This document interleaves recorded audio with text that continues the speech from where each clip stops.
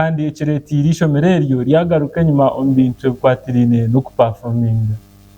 Emberambi omashomero district yambara yakwata hasi na iguru hone kintu kirebwa omyombekereye bina ebyabeji barukushomeramo hamwe n'oburaro bw'abashomesa okubekindi eshongeji mutyabebembezi okwateraho amashomero gatari gamwe na gamwe ngo kuyiherya UPDF bayorekire echo kureberaho kirungi omutarehe 6 Omukwezi kwa 11 ishomero rikanyetaha kubakorera fundraising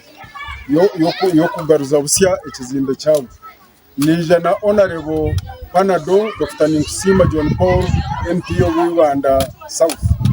bakora fundraising na yankwatiraho aha bintu bikuza korwe bindi kandi nyowe ishomero narehereza amabati yo kushakara ekibine kigoko kukirera inyuma ebina bibiri bwene rizoba amabata go nagareta nagabareta nka Valentine yawo icya kabiri umurumo ogwitunga abamemba ba parliament twakora kuko bayamba shakara ikizide ribeki abo kubakora gahenye makake ishomerere ribera kukoraje na nishomerere rya buseri rya Karro Muslim ribeta kukoraje mbwene twashanga ngu infrastructure ninga shebyombe nibasa kubana ubwo buzima nyowe nkamemba wa parliament na robinga UPDF bayombeka buseri kandaha nashara nkumva kwatiri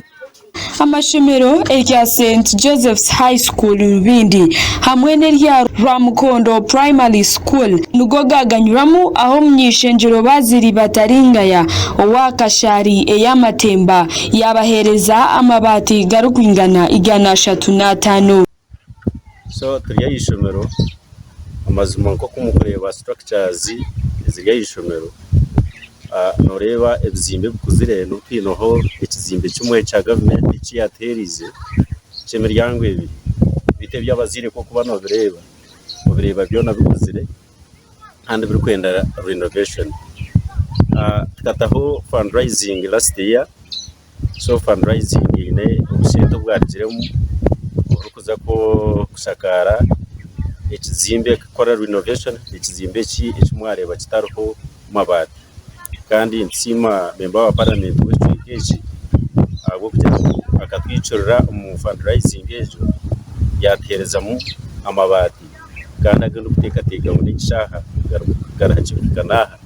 then tukabasha gushakara ikizimbe tukabona aho gushomera ahendo kugambira umuryo w'ubwire abegitwine bake ahabwe nshonga y'ebizimbe abazire umwe batina yisho batina ngo ebizimbe ngo bitakatera abana babo so ngo kureba amadarasa mukarebe ebizimbe byo nabiryo mu sore state mwareba ratwine zizitwinaha nkeje ndiye nyuma y'abashomesha ndi kureba hagiye miryango igende y'abana kandi eriya n'abana n'umuryango byo nebintu tubishemire ni environment yonka wareba ukakushana mweno reba umwanya gutabonire tumurunji bwo kushomera mu umwana w'umuntu abebembezi abo kurwo mu cyangeki bo basima echikorweki GNTV agarukutse nyamakuru wetu ko Sirina Kayira abo amakuru ago kandi kurga umuri Kashare abantu barubaye mu district yambarara batera cyakunini ubwanyuma y'ikitongore cy'ukurure by'empurizano mu ihangire ya Uganda cya Uganda Communications Commission kurgayo kikabateraho umurongoti gwa kubasa kutumbura ebyempurizana mu cicekecyo weho no rukujokera abantu aba aha district honorable Loida yarwaye yaruko kushemerwa kwa mani kugira ngo network eturene bateganso mu cicekecyo mwe no bafu n'umurongoti obunde byempurizana bukabasa kuterera omukutongoza gumwa 40 yone yombekwa omugombora ya Rubaya district yambara ogugenderire kusyo buhereza burungi bw'empurizingana omucyanga abebembezi bashaba kubimutse amaraka gabo omukushakira abatura buhereza omurumbarra kwekwasira tuchwale ebintu mu government byo birumu konka abebembezi nitwe tusheme kubironda tukabiretera abantu engutezo ati nka central government yeta kumanga ruguto rumpa rufire tibakwija kugira ki kurukora nibandi bamangwe ibintu byo nabiriki konka woriyo mwebembezi ukamanya uti abantu banje tibine nguto tubine network tubine mizi iwe chikuru no kwate barha urupapura no handikira ba central government ministries zone ziri kwatwaho then ebintu nibabituhereza Omukugambaho na bamwe ombebembezi nibashobora ko abaturo mu cyangeki babire nibateganitsibwa munonga ebyempurizingana emyaka yona tutwire business zitu ziristaka ahabuku abwempurizana abukuba ni mangu communication ni yoki kandi ekindi numurebirwaro ritu hariho abakazi bitu ko bari kugerenda uronda na boda bura abukuba turino kora communicating abamwe bazarira mu maka abandi abana babayita ningo bonda bamwe bafana bazara batunge bizibu nkebyo abo kubura enguto nungi ahabo kubura empuruzana ubundi nayo yakubena shikirirwaro ushanga atino kwarashyiho government indeed nticyenda networks abo kuba networks ni nyingi ariho Airtel niyo nkawaridi ndaro MTN ariho n'izindi networks zindi so tukabentu zetenga abo kushanga ngo tutunje buhereza hiyo Rwanyuma ya kansara w'abakazi abegombora ya Rubayo mu district ni yemwe kwandikira beshitongore eky'ebyempurizingana ekya Uganda Communications Commission UCC ari kushaba kuba leta mirongoti nyomo abazyo okushaba kwa batura kushikirire nikwe kutongoza gumwa mirongoti ogwatandikire kombe ko mwako gwahwire to gukutekatekwa kwija kwa omukwezi kwa kashatu omwako gukwe nibazagumiza mubombeke ndije mirongoti ubwogu nibija kuba nikora nka road network ubwogu nibija kora nibwe it is the booster nibija kuba gwina mani bikweve mbere ndije yona so ukwezo kwa kashatu ubwogu nibija kuba gwahwira kuba engineer site engineer tugambira ngo in few weeks time nibija kuba nibaguheza Ekitongore eki necho kombeke 30 ndije mugombora ni yemwe kandi abatura bashabwa kujikozesa okugira ngo betungure aba mobile money hati batemwa mani bakozese mobile money zabo burungi bakozesa amasimu gabo kuterera ba business bagenzi babo tera business terero mutu wa business wayine bihimba byawe no mweta na jana bigurira muka tokwetenga no kwegura kutwara mu katare bitoke byawe nukokwe Ndukosli Nakayila GNTV AGARIKWOTSYA Ruitu ahawemboze jo omurikasese police Liyone Honda ahansa amaju obwe erukuchondoza kufa ko mwana w'emyaka 13 wanyuma yo kushabishe Muhindo Emmanuel school fees omwana ogu owamanyonka Musoke Praise akija kukora obonero 20 ahishomero lya Kihala Primary School kandi cyetengo cye kibiri kiriye cyo kuza omusiniya yo kubanza bitu kagire kuganiraho nishe ahabwate na school fees ishe yihayo ogwibagiro ya mutema humtu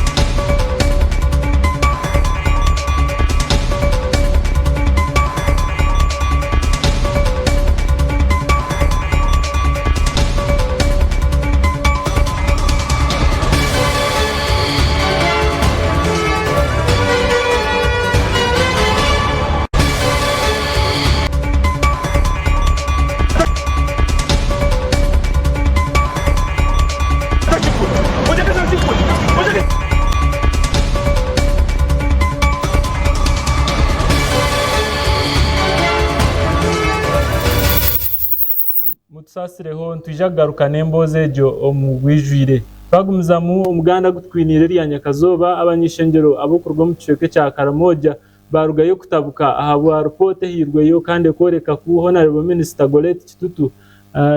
yashobize amabati agabega hirweyo hamwe ne sente zo kuyamba abantu becyoke cya Karamoja abanyishengero abantu bagera ngobu tukunda ihanga kuyaho no kurinyangaraza batero muranga government kandi hamwe na karishorisho wa government kugaye bakataho umushongeji bakabasa kuchondoza ibintu byatwire bwanyuma y'ekihandiko kushohozebwa minisita Goreti Kikutu kandi ogwari kworeka ko yahindure enteekateeka y'amabaati agaabire gorekyerire kyanga ekya Karamoja kandi aga hakabasa gatwarira ab'enganda ze kurugyera aha ngambo ezine nizitayaya aha mitimbagano erizo abanyeshengero kuruga omu kyanga ekya Karamoja barugayo n'okujumirira ekikorwa eki hoona bashaba kw'okucondooza kutandika kugyenda omu maisho omunyeshengero nka Faith Nakutu kandi ogu hari omunyeshengero omukazi ahabwa district eya Napak yarugwaho n'okweta abantu aba kunabahambi abatakukunda ihanga ryabo kandi abakwefaho bonka. If stepping aside is not possible, if it is an option that they cannot take, the relevance of it, you Ugandans have been complaining that a lot of money is being pumped in Karamoja and Karamoja is remaining the same, or even getting worse, having our streets in the city filled up with our people who are begging. And now you have seen the evidence where the money is going. It is actually not going to the region. Not happy. Not because the money was supposed to be for Karamoja, but because it is mismanagement of taxpayers' money. You hand the money of you, the people who sell tomatoes on the streets, who sell to make government raise money to support Ugandans in Karamoja to come to a level where the rest of Ugandans, the demands that we have made as a Karamoja parliamentary group. I wish to add that the Karamoja ministry is an affirmative action ministry. It is meant to lift Karamoja to a level where the rest of Uganda is. And a person who mismanages or diverts or steals, okay, we call it a raid. You raid money of such an affirmative action ministry. How do we call such a person? I would equate it to a rapist who rapes a psychiatrist. kwebembera akakiiko akarikukora aha bya Karamoja omwishengero kandi ogari Remegio Asia yarugwaho n'okugira ngu okucondozebwa kwine kukorebwa aha nsonga nk'egi. In that ministry, and we have had engagement last year. We had engagement with the Prime Minister to discuss some of the issues that we had already identified. The Prime Minister tried to bring us together. We thought things would change, but we are realizing today that nothing changed, and we informed the Prime Minister that your efforts that you tried to do last year have gone to been fruitless. They have not borne fruit, and this we thought was changing. Lastly, Karamoja parliamentary want to thank the permanent secretary of the office of the Prime Minister, Mr. Mwakalizi, for coming out with a strong letter to condemn the impunity that was happening behind his back in the Ministry of Karamoja Affairs. Whereas in the PS, and from the information we have and discussing with him, he said he was not even consulted over what was happening, and he was not even informed as an accounting officer. Briefly, these are our prayers, colleagues, members of the press, the country. We are in shame. We are pained that the people that have been in charge of the responsibility of helping the vulnerable have turned themselves into the vulnerable themselves. Aba barugayo no kugira ngo ebintu nyamwingi ebikuba bitekatekirwe kuza omu kyanga ekya Karamoja bitwire nibihindizibwa hona no kwiba nkesente hamwe n'ebindi. This is a very, very unfortunate occurrence. What is important that Uganda should know that we as leaders from Karamoja cannot tolerate these mischievous acts. We want to make sure we shall rally behind the people of Karamoja to make sure whoever was involved in these acts shall be brought to book, and we shall move all the way to make sure this is done. You know, in the past, there have been government interventions in Karamoja. I remember there used to be KDA, which eventually actually ended up benefiting another region outside Karamoja. That's why it was codenamed Karamoja Developing Arua. Now there is Minister of Karamoja Affairs, Moka. It is almost becoming, it can be called now, more opportunities for Karamoja have been abused. So what we want to assure the people of Karamoja is we shall stand with you and make sure those who are involved in this shall be brought to book. And the ministers who are responsible should take the responsibility. And as a leader, I think the most honorable thing that the minister should do with our colleagues is to step aside if she's surely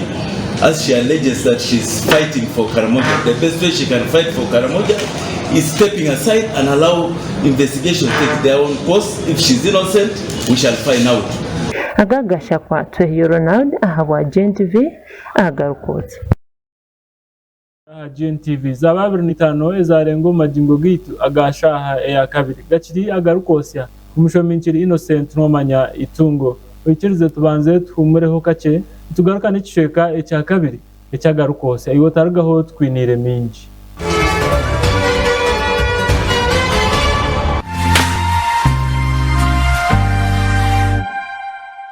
This is GNTV, releasing life.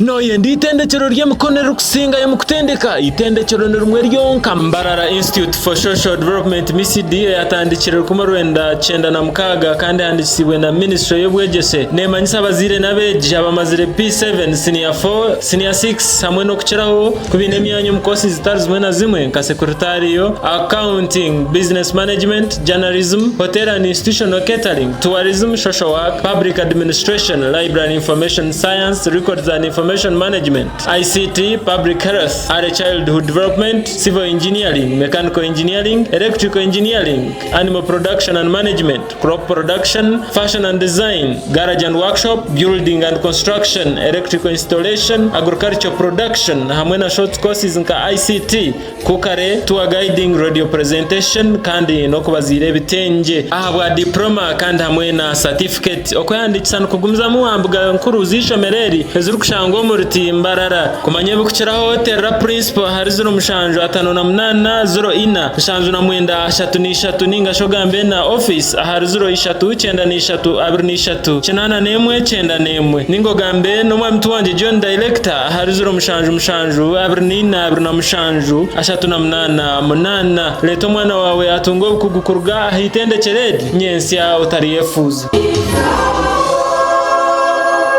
Aba Christ Heart Ministries niba kwisiho program The Encounter hamwe na Bishop Isaiah Mbuga. If you claim to be born again, the life of God must be inside of you. And part of the life of God is an attraction to go look for the full part of God. Otafewa. Ekigambo ky'obwenzi ekiri muri Kristo. If God doesn't heal me, I can still do an operation. And then the gynecologist tells you, your womb has no capacity to carry. That's when people wake up and they want to pray. I would rather you pray now as though you have no option. So that anytime you're confronted with anything, you have the ability to withstand it by prayer.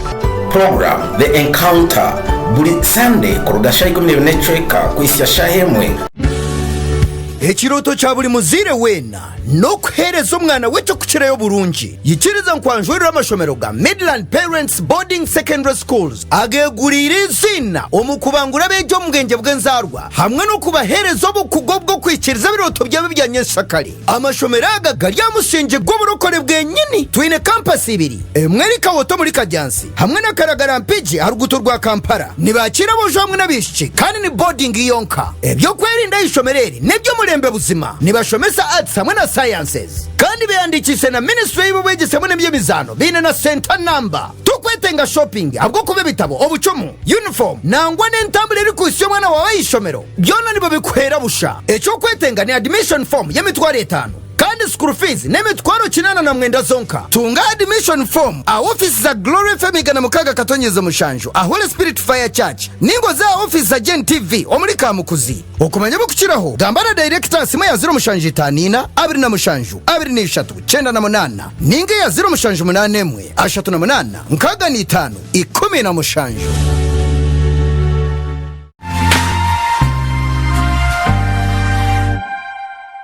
This is GNTV, releasing life.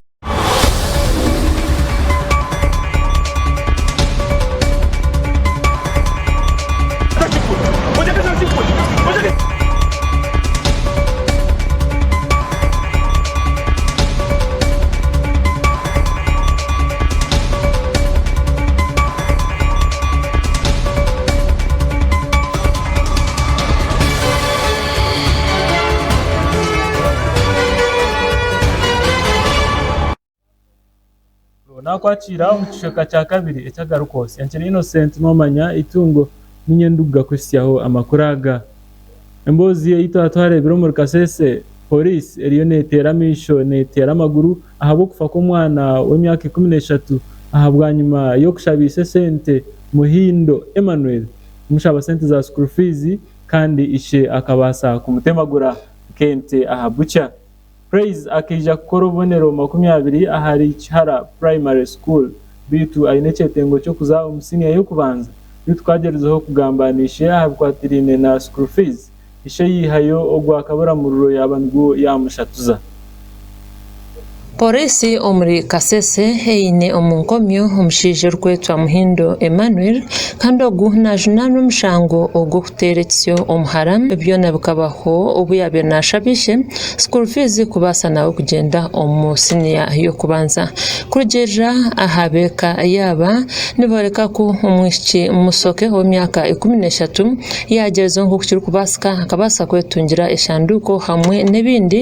ebiya kubasa kukozesa yeka ishomero hona bwanyuma niko kushabishe profizi honogwa kamwe hindura hakamutera omusyo omwibegari eliya buryo ndi mwana makolaji atubane toko mwiga tuka okomyati eskuru omwana yumboka nabuka mwali ndi amenda mwa group ya ibitabo yamarusya mwesenda ama yaulekesi na ibitabo atinere toko mwiga tuko kwa bintu ebyo ama itabukisisya neri amahambe kipanga matamo mwana Praise. A 13-year-old female was received at around midnight. She came with a deep cut wound at the right elbow. She reports that she was cut by her father, who came at night. On my examination, the wound is deep, bleeding, and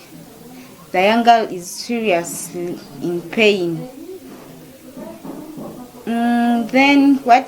kutwagambaho na chairman w'entebe ya kabiri wa parish ya Chara kandogo aribaguma Joshua yayoreka ku omwishiki musoke abasekuru kangizibwa omirwaro Elia Katadoba center ya Kashatu omutawuni ya Kasese no busasi bw'amani we omugambirizi wa polisi w'ecyanga ekya Rwenzori Tusime Nelson yargoye no kuhamya ku Muhindogu akomirwe hono kucundoza ahanshongeji kukwine nikugendo misho ogu yayongeraho no kwereka ko kucondoza kwaba kwahendezibwe Muhindo naza kutwara umumbuga z'amateka abase kusharura kwa mateka garukuragira. It is alleged that the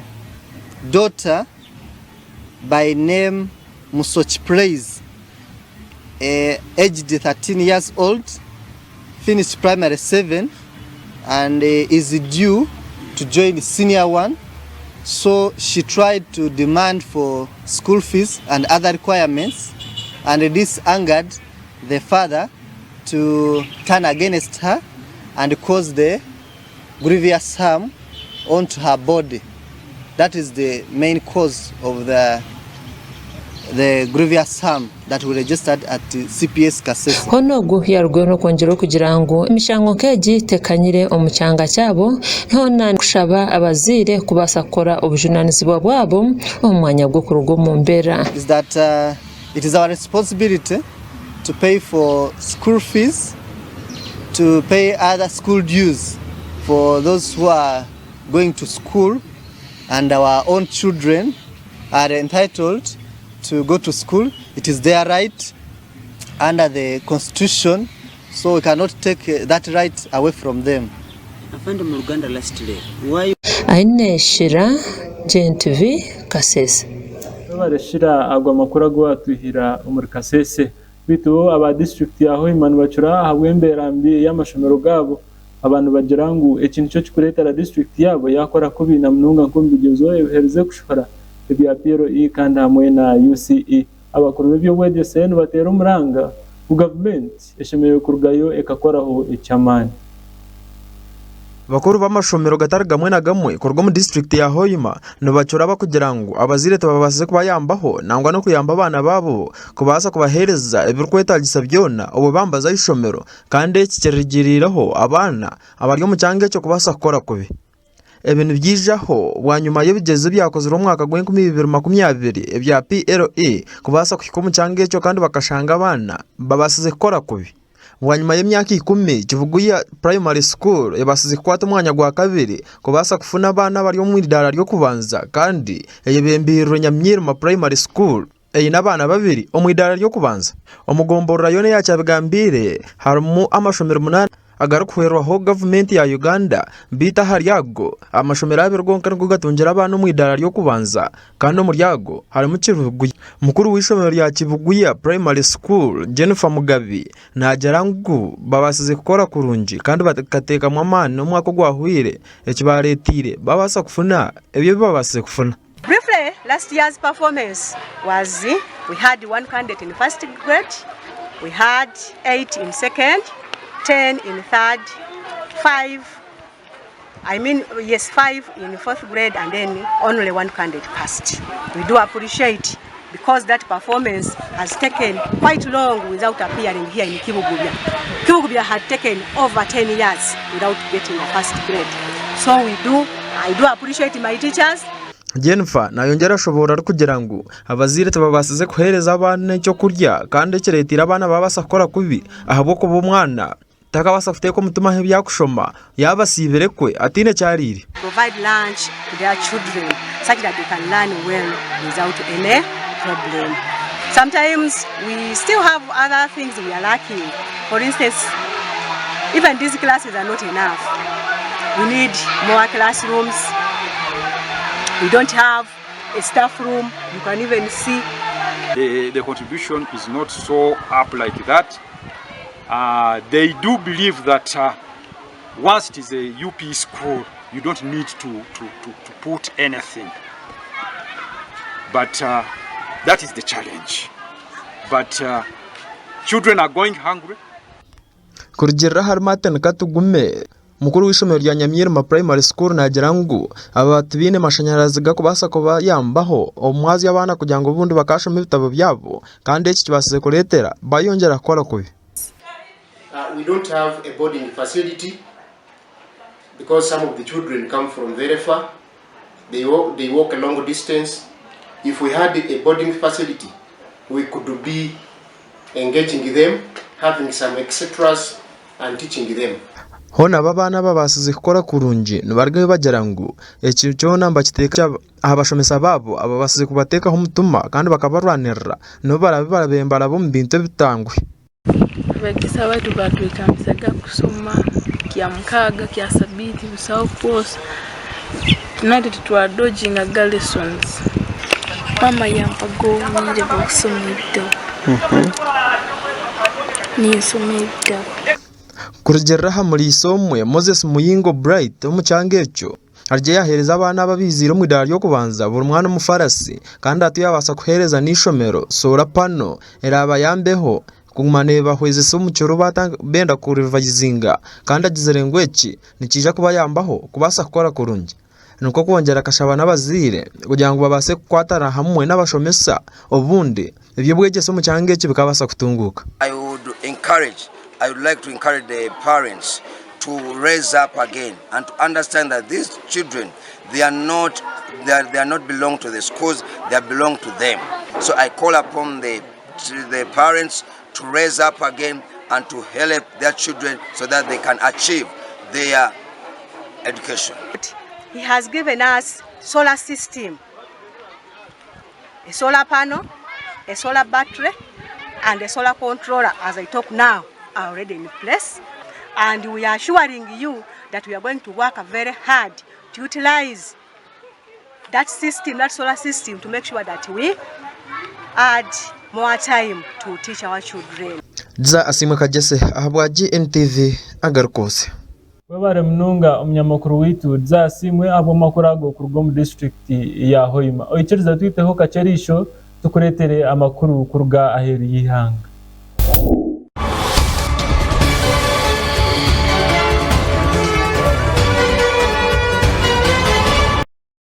Twakwihira eri hango mwishengero Gloria Orwaba kurwo mu ihangeri ya Kenya erizwa yabingo mu ishengero ahabo kuretera ikitekateko ningashiye kitenso cyo kayopa zabusha mu ishengereri ubwo yahereze kusharamu eki yoguyija kandi ajwire ebijwaro erangi zirikworeka emicwe ey'abakazi eki kiha abanyishengero mu mbera nuko batiyo kushendwa kurugo mu ishengereri. Gavumenti y'ihanga rya Tanzania yazibira ebitabo eby'abeegi barukushoma ebirumu ebirikwisa enshoni ekiresere emicwene emitwarize byasisikara kandi nekiresireho okweyongera kw'ebisiyaga omu mahanga ga burwizoba bw'ekizinga kya Afrika. Okurugirira Adolf Mukenda ol minister w'ebibwegese nagira ngu bazibire ebitabo ebi omu mashomero n'amatendekero ngo aho kuba nibitishukanaho n'emicwene emitwarize kandi omu bitabo ebizibirwe harimu ekitabo ekya Wimpy na Greg Hefre okurga omwihanga erya Amerika kandi ekizereyo okugurwa obwa hati ebitabo biri kurenga miliyoni 1 omunsi yona byaherize kugurwa kuruga omukatare. Gavumenti teshobolire ahabwaki bafire munonga ha kitabo ekiri kwegesibwa abana abijana bakura konka borekire ku okushondoza no kurambara kuri aha kukorwa omu mashomero ga gavumenti hamwe nago buntu kurebuka ngwe bitabebi byahwera kimwe omu mashomero. Minisita ogu ayongire yagamba aha bitabo ebitari kwikirizibwa ebirumu ebirikwisa enshoni hamwe n'ebitabo ebirumu ekitongore ekiri kuzunanizibwa eby'ebisiyaga ekya LGBTQIA. Mukuru w'ihanga rya Tanzania Samia Suluhu Hassan keta abebembezi babeji kubagambira kubakubasa kuba bakarebi abukorwa bya sitani nkebi biri komoka eseri y'amayanza ngo kandi baba bari abanyatanzania bature nk'uko emicwene emitwarize y'ihanga rya Tanzania eri kugamba. Omuyihanga erya Tanzania omushango gw'ebisiyaga guhebwa ekifubiro cyo kusindika kabura murro kumara emyaka 30 ninga mpaka amagara g'omuntu gona. GNTV AGARIKWOTSYA. Umunyamakuru witu ahwikureriyo kandi kurwo mwihanga rya Kenya ikirize tugaruke tumizeho kake twije nagebye mizana.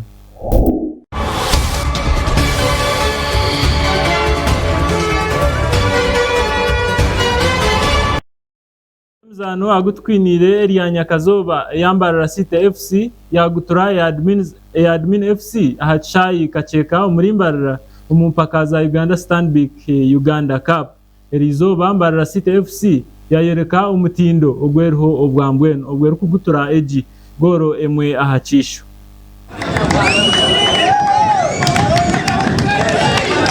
Empaka za Uganda Stanbic Cup omwihanga rya Uganda zakwata hansi na higuru obwe timu zitari zimwe nizeyongera kukora kurungi kubasa kweyongera yaharurengo rundi nango no kutangaza imigisha yabo kubasa kuhangura impakezi. Erizoba timu yambara site yatayisa timu ya admin kurwo mu district ya Tororo burugwa bwizoba bwihanga. Umushweka cyo kubanza cyo muzanogo timu zombiri zagwa makazi vitu timu ya admin yayoreka mani owero kugezaho kuronda goro vitu mbara site yabasa kukora kurungi nangwa no kurwana munonga kureba ngo tubabateba. Ishweka cyo kubanza kicyahendera kiti nuko kubarukaho butikerezana hagati y'abahagizi ba timu zombere bitabe byo kwerinda nangwa nabibi bishoboroza ahacishayaho nuko kubitaha mu bintu evi kandi ubutabanguko bwabwimukaho butiyo bukakwata encuro kandi ubuteka bukagaruka.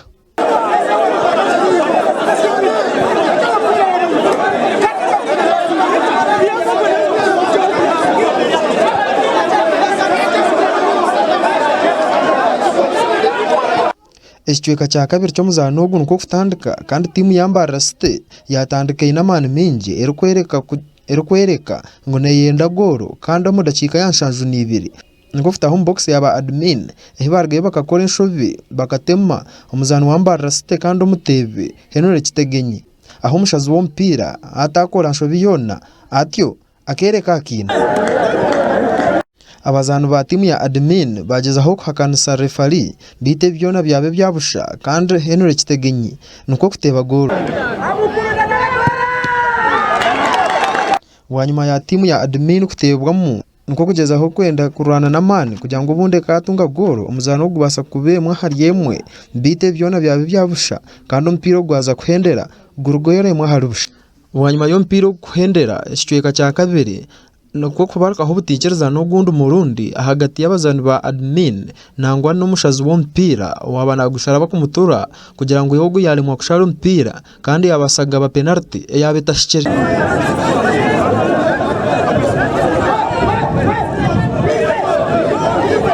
bitebi byona byabe byabushaho kuko umupira gwahwire kandi kubaheza embera no kogara ko mu nteko omutendeki wa timu yambarira City Sadiq Sempigi yarigo yagera ngo timu ye yageza aho kurwana munonga aho kuba kigenderwa cyabo kibine nibenda kugira ngo bayongera harengo rundu bare kandi yarigo yaraganisa arukugira ngo timu yeye natekateka neje kurenga harengo yakomera last season batyo beyongereyo nango tebiro no kwenda kuzahangura impaka yasenga yepisemuko era mu first half sambye bulungi atudinayize mix up first half creating nyo then mu second half choices omukisaga tufunye newetandi bade penalty nga tebagigabye tegenya badagenda kuteeba era badataniza bulungi to shoot for a goal then ne bamu foulinga ne batekawo penalty na najiteeba ndozo opponent akoze kyonna ekisobola kumanyige nene gakoma ekisobola okumuteeba qualifying up round yedako tubate tunolide goals zimekaze tulina kuteeba obera tubate twetaga goal emiyo ka tu qualifying sa level dako so subira nti tubate ne game enungi mu second half opponent na yasambye bulungi mu first half ekyensobola gamba nti tuli basanyufu tugenze ku round yedako objective ya face sigala ekyali the same nitwagala kusuka last season wetwakoma hona umutendeki wa timu ya Admin FC yagera ngo timu ye yagezaho munonga ahabo kuba Elione yitebekanisa kwija mu mpaka za FIFA Big League season eri kwija timu ye yagezaho kurwana na timu eri mu mpaka zo bwa hati njimanyisa ngo yitebekanise kurungi kandi nibija gukora kurungi kwarabe bagira mu mpaka zo mpira tukubade mibi both teams badene chances na ye better team yetwalo so mbararefunye chance je kozeseza nenga tugisinze ko sambo mupira however results zezimatari tuli kwetegekera yingira big league atene ri mu big league so usubira tujya gisangayo ate tamanyi getulina tujya competing abulungi kwabasambi benina abalungi okusinga ko bebalina so tulozinze it is fine naye kwetegeka kwingira za asima kagese ahabwa GNTV agebye mizano ago nugo twaba twinire omukurwa umucaye cyebye mizano kandi nugo gabasa kuhendera amakuru bitu agarukosya agebiri 15 ebyukwezi kwa kabiri umwaka 2024 oyikirize tukurepere ebyakuru ebyabiri mu makuraga ugarukiye no kusibura omugaruko serizoba polisi muri Kasese eino mushija bwanyuma yo kutemagura umwana we obwe yamara kumushaba school fees.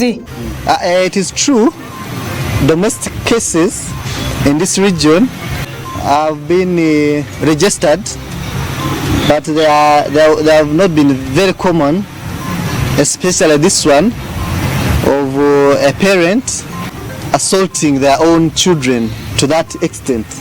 So they have been around. Ando mugairi yanga government yanga ya Tanzania yazibire bitabo ebyabeji barukushoma bite birumu ebyo kwisenshoni omugabye mzano timu ya Mbarara City yagutura timu ya Admin FC kurgo mutororo omumpaka za Stanbic Bank enduru ya Shechera nagand omugarukotsi Owari akarungi na shusiriza takusima twakwebaza habo kuguma GNTV kandi ukabasa kureba amakuru gitu agarukose yanandi Innocent no manyitungo ikirize nkusibura habitu nkugambire ngo program eri kurataho ni evening special otakaruga GNTV iweje kumireho kandi kankwendeze ekiro kirungi no busingi